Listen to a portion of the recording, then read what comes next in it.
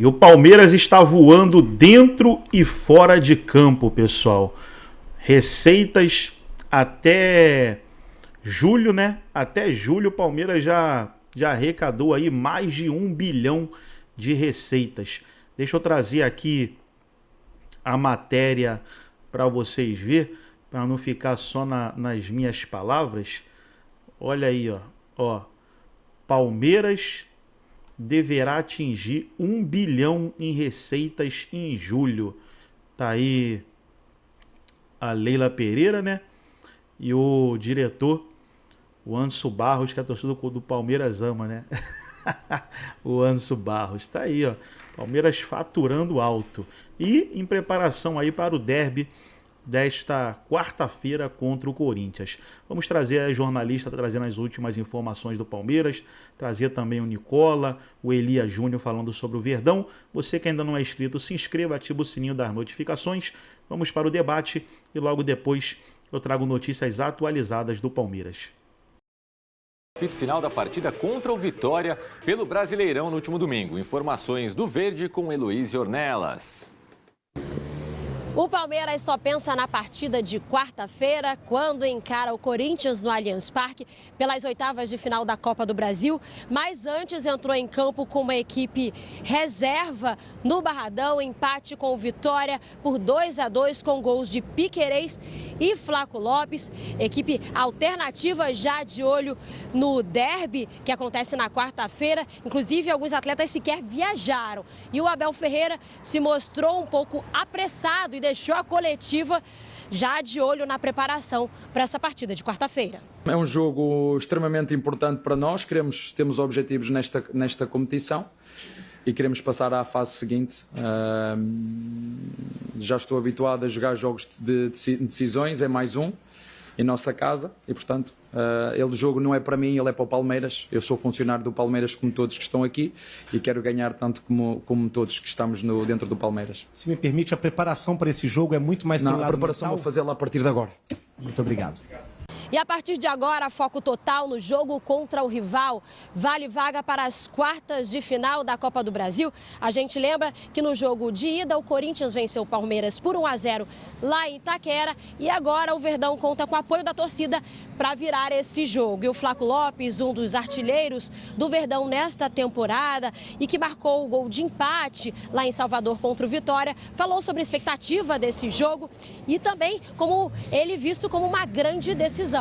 É isso, o time todo tá preparado com esse último jogo. Acho que quem não vinha jogando pegou minutagem e tá pronto para, se o professor Abel precisar, tá no 100%. E é um jogo grande, exatamente. A gente tem muita vontade de jogar a quarta e, se Deus quiser, vai ser bom para a gente, vamos conseguir virar o resultado e lograr essa classificação aqui em casa para a alegria da nossa torcida. Para esta partida, a dúvida segue na zaga. O Bruno Fux segue em transição, ele que sentiu dores na perna no jogo de ida contra o Corinthians. Já o Murilo, que não atua desde a Copa do Mundo de Clubes da FIFA, também continua em transição, já atua no campo, mas ainda separado do elenco. O Palmeiras tem ainda mais uma atividade na tarde desta terça-feira, antes da grande decisão das oitavas de final da Copa do Brasil. E eu estava fora do ar falando aqui com o Júlio sobre o Abel Ferreira, né? Eu confesso que não entendi até agora se ele ficou bravo com a pergunta, se ele quis dar uma de engraçadinho e não vou falar sobre isso, vou começar a preparar o time agora, já que você perguntou sobre isso, vai começar agora a preparação, ou se ele estava de saco cheio das perguntas sobre o jogo de quarta e não sobre o empate que o Palmeiras conquistou diante do Vitória. Você usou o adjetivo incompreensível aqui, né? O Abel é incompreensível. Não dá muito para entender, né? Por que ele age dessa maneira assim. Quer dizer, talvez a explicação esteja, Tomás, que ele simplesmente não gosta de dar entrevista. E assim, tudo bem. Isso é o direito dele. E eu até vou concordar que acho que tem muita entrevista, sabe? Uma antes do jogo, uma depois do jogo. Uma antes do jogo, uma depois do jogo. Tem jogo toda semana, 2 vezes, né? Acaba sendo muita entrevista. O cara tem que falar, responder muita pergunta ruim, falar sobre coisa que não quer falar, ser desafiado em alguns momentos. Talvez isso pudesse ser resolvido.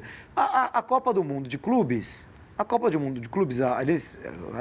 isso é uma conversa mais para jornalista, né, Tomás? Mas eles acabaram com a zona mista lá, né?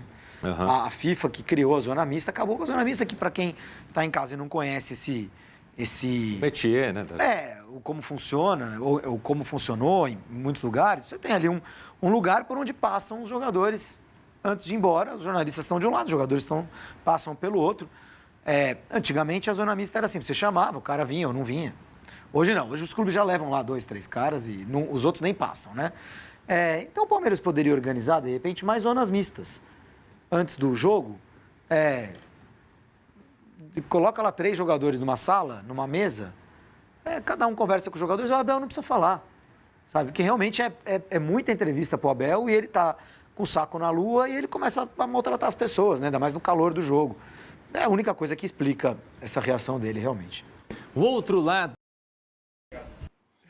Totalmente desnecessária essa atitude do Abel e é a seguinte, o Abel é pago, ele é pago para comandar o time do Palmeiras, ele é pago para treinar o time do Palmeiras, ele é pago para escalar o time do Palmeiras, mas ele é pago também para participar educadamente das entrevistas coletivas. Por quê? Porque a entrevista coletiva faz parte do escopo do trabalho dele. E quando ele está respondendo ao repórter ou à repórter, ele não está respondendo só aquele repórter ou aquela repórter. Ele está respondendo àquele veículo que representa milhares ou às vezes até milhões de torcedores do próprio Palmeiras, de torcedoras do próprio Palmeiras. Então, é uma obrigação do treinador ele responder. A questão de ser educado já aí é de cada um.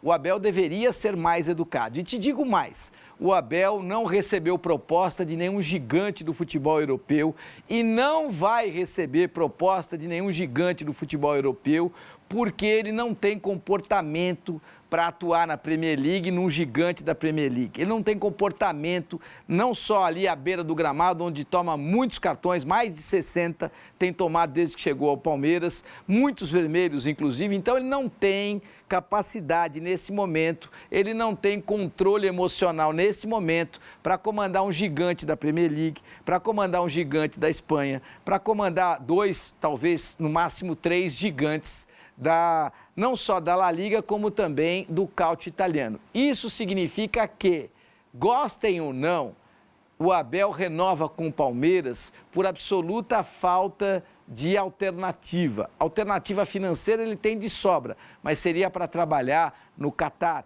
seria para trabalhar na Arábia Saudita, seria para trabalhar nos Emirados Árabes Unidos. E aí, todos nós sabemos que ele já quase foi uma vez e o Palmeiras, e talvez até um pouco ele, estejam pagando caro por ele não ter ido. Pouca gente fala disso, mas o Palmeiras paga uma boa parcela daquilo que o Abel deveria ter pago por não ter ido para o Al-Sadd. E quando ele não foi tendo assinado, ele paga uma multa e parte desta multa está sendo paga pelo time do Palmeiras.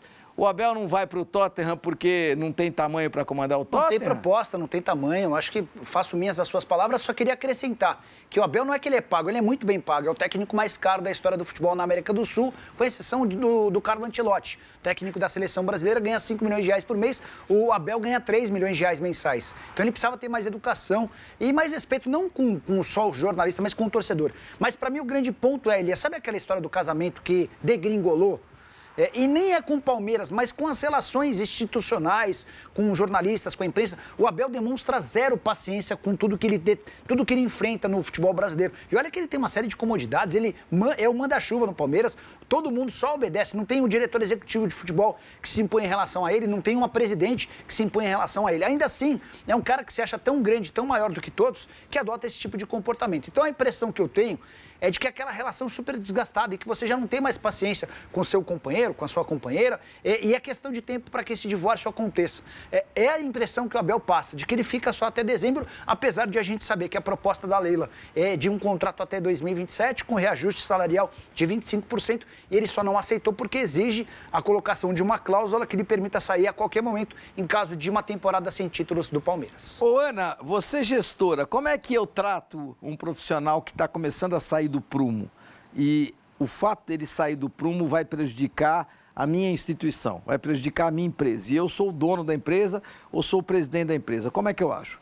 Elia, primeiro ponto é chamar para um particular, conversar e, como você mesmo bem disse aqui, deixar bem claro para ele que ele representa uma instituição que é maior que ele. E que ele ser grosseiro, que ele ser desrespeitoso, ele não está levando uma crítica somente ao Abel Pessoa, mas à instituição Palmeiras. Então, eu entendo que sim, deveria ter uma conversa interna em que os diretivos chamassem ele no reservado. O momento não é favorável, ele perde o primeiro clássico na Copa do Brasil, vai para esse duelo com o Vitória. É sabido por todos que a escolha, como foi dito por vocês, quem determina o time é ele. A escolha de ter entrado com o time reserva contra o Vitória e ser surpreendido, levar 2 gols e depois ter que colocar alguns jogadores titulares para poder recuperar o resultado e conquistar o empate fora de casa, passou por decisões dele. E ele não pode ir para uma entrevista, ao ser perguntado sobre treinamento, agir da maneira com que ele agiu. Eu achei de grande deselegância e desrespeito. Você consegue imaginar, ele, o Anderson Barros, dando uma bronca no Abel por conta do que quantas vezes eu já falei isso aqui? Você consegue imaginar a Leila ligando para cobrar o Abel? Mas olha, deveria. Não, é óbvio, não tem a menor dúvida. Você tá de brincadeira. Não tem a menor dúvida. Na primeira vez, não é agora. O Abel já é recorrente. O Abel já é recorrente, 4, 5, 6 vezes que ele toma esse tipo de decisão, um pouco mais ou um pouco menos, é mais agressivo ou menos agressivo, mas essa é uma atitude recorrente do trabalho dele e ninguém no Palmeiras tem tamanho. Cadê o Paulo Bozzi, que é vice-presidente do Palmeiras? Cadê o Anderson Barros? Bom, eu já disse que o Anderson Barros, ele sequer pode ter tamanho para convocar o Abel para ir à sua sala. Ele, quando quer falar com o Abel, seguramente ele vai à sala do Abel, pede licença. Preciso falar com você, tem uma agendinha aí, estou precisando conversar. O que você acha sobre isso, sobre aquilo? Esse é o comportamento. É uma inversão de valores. Mas é uma inversão de valores. O diretor é o Anderson. Mas acontece o treinador está abaixo acontece do diretivo. Se você não tem ninguém que posicione, é porque o diretor não sou eu. Sim. Existe uma hierarquia. É um sonho, seria um sonho. Organizacional. É um sonho. Se você gosta de jogar pádel e tem todo direito de jogar pádel, nós vamos fazer uma quadra de pádel para você. Se você gosta de comer isso, comer aquilo, quer viajar em voo fretado, nós vamos fazer. Mas aqui você vai fazer isso. Quando eu não estiver confortável, eu vou te chamar e você vai ficar quietinho. Aqui você não fala de jogadores, você não pede reforços em público, porque eu não te pago o maior salário da América do Sul para você vir questionar a público e questionar a minha gestão. Então, tá claro isso aqui. E aí, quando ele deslizar a primeira vez, vou chamar, não tem a menor dúvida. E vou começar a colocar multa por cartão amarelo. Então, você vai começar a perder, você ganha 3 milhões, você vai começar a perder 20% do seu salário. Quando você perder 600 mil reais no mês porque tomou um cartão amarelo, eu garanto para você que o Abel e qualquer outro vai pensar 6 mil vezes antes de tomar um cartão amarelo. É assim que eu, gestor, ajo. E não tem nenhum patronato nisso, não tem nada que não seja absolutamente normal, porque a partir do momento em que o cara está me prejudicando, ele está prejudicando a instituição que eu dirijo, ele não pode nadar de braçada. Se ele estiver fazendo tudo certo, nade de braçada, seja o protagonista. Agora, quando você começa a errar e o seu erro me prejudica, aí eu tenho que te chamar a atenção e puxar a orelhinha. Baralhas faz pênalti. Acho interessante a gente entender se foi ou não foi pênalti. Dá uma olhada aí, Ana. Foi pênalti ou não foi? Foi pênalti. Inclusive, o Davi fez uma belíssima arbitragem, teve lances de situação de mão muito bem interpretado. E nesse lance, ele deixa o jogo seguir. Ele não marca o penal. Quem recomenda a revisão é o VAR. E aí a gente vai ver que o Gabriel, no Sousa, na passagem do Sousa, o joelho do Gabriel aí, nesse momento, atinge a perna direita, do Sousa.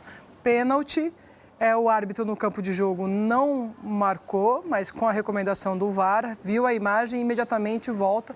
Como eu disse, nesta rodada... Aí o Abel não reclama do VAR. A intervenção do VAR foi muito positiva. Não reclama, aí tá bem, bate palma, mas agora na situação de mão. No primeiro tempo, não sei se vocês assistiram ao jogo, tiveram 2 situações que ele quase chutou, garrafa, gritou, esperneou, como sempre, e aí eu acho que a arbitragem é falha, Porque nesse momento é o momento de você ir, dar o cartão amarelo e, se ele persistir, convidar ele para sair. Não agrega valor para o jogo esse tipo de comportamento. Elias, sabe como é que fica comprovado o pênalti aí? A reação do Gabriel Baralhas. Dá uma olhada, Elias. Ele comete a falta e nem reclama, nem... não pode, porque esse é o tipo do toque. Esse é o tipo do toque para quem não está acostumado a jogar futebol. Mas, cara, esse toque, qualquer toque é absolutamente decisivo para derrubar o adversário. O pênalti foi bem marcado. Bem marcado. Olha, agora você pode ganhar giros e apostas grátis toda semana. É só fazer parte do BandBet e o... Então tá aí, pessoal, foi o vídeo onde os comentaristas debateram aí sobre o Palmeiras. Palmeiras que está em preparação para a partida contra o Corinthians nessa quarta-feira, vale vaga nas quartas de final. Na ida, Corinthians venceu por 1-0, Palmeiras precisa vencer por 2 para garantir a classificação, ou pelo menos 1 para levar a decisão para os pênaltis. Aí na tela, né, matéria que eu soltei no início, Palmeiras deverá atingir 1 bilhão em receitas em julho. É muito dinheiro, muito dinheiro aí o Palmeiras arrecadando, né? Um dos maiores clubes aí do Brasil, o Palmeiras. Junto com o Flamengo, são os times que arrecadam mais. Flaco valoriza a sequência invicta do Palmeiras no Brasileiro e projeta a briga pelo título. O Palmeiras está na briga pelo título. Eu vejo aqui, nesse momento, pelo menos aí 3 clubes na briga pelo título, que é o Palmeiras, o Cruzeiro e o Flamengo. Acho que vai ficar entre essas 3 equipes.